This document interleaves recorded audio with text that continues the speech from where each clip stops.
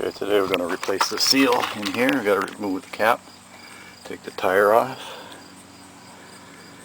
and then I'll show you more after that.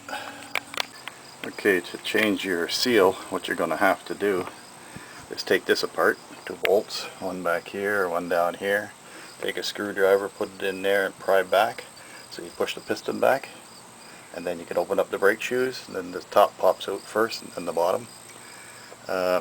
Then you pull your rotor off, and make sure you tie this up because you don't want any pressure on your lines, or set it on the spring back here, and then we'll show you more from there.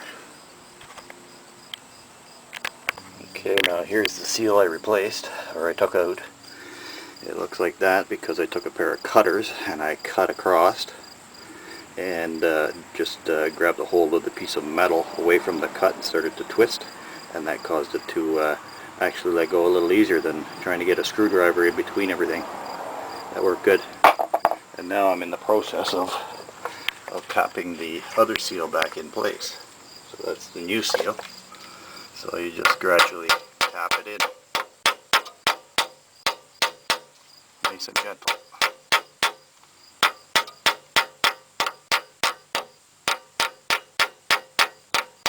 Goes in straight all the way around.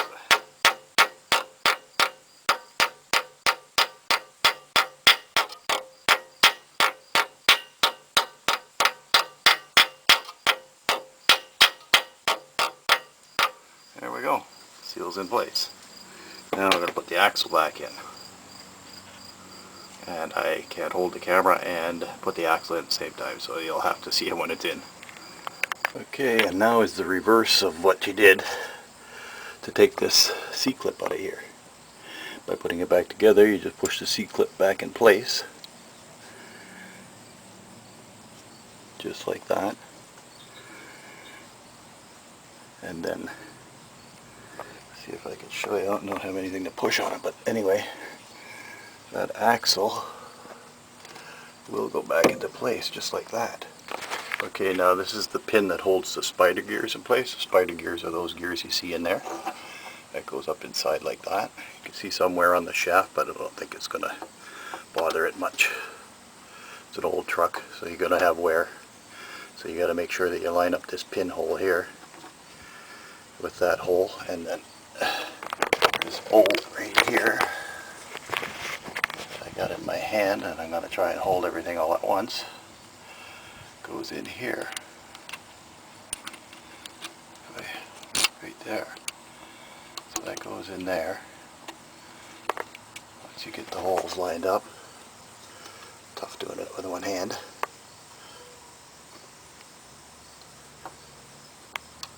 But just for you guys, gotta try and do this. There it is. And then you just tighten everything up, and that's an 8mm bolt. Okay, so I'll show you a little more when I get her done. And then we'll put the pan back on and the oil in, and we're ready to go. Seal replaced. Probably if you stay busy at it and you got another hand, it takes about an hour to do. Okay, show you a little more in a bit. I'm going to clean this up a little bit, get some brake cleaner. I guess spray 9 will work the same thing. It's a degreaser, and spray that in there just to get it off the brake pads themselves on here, because we don't want any oil on there. That's the emergency brakes. And then we're going to put the rotor back on, and the caliper, and the brakes. We'll clean those brakes off as well, just to make sure they're clean. Because if they're not clean, the brakes aren't going to work that well. They'll work, but not good. Okay, I'll show you a little bit more in a bit. Okay, so we got it back together. This is the caliper. Bolts are all in place. The rotor's back on. And now we're going to put the tire on. And we'll have to put the diff fluid back in as well. Okay, there we go. The pan's all on.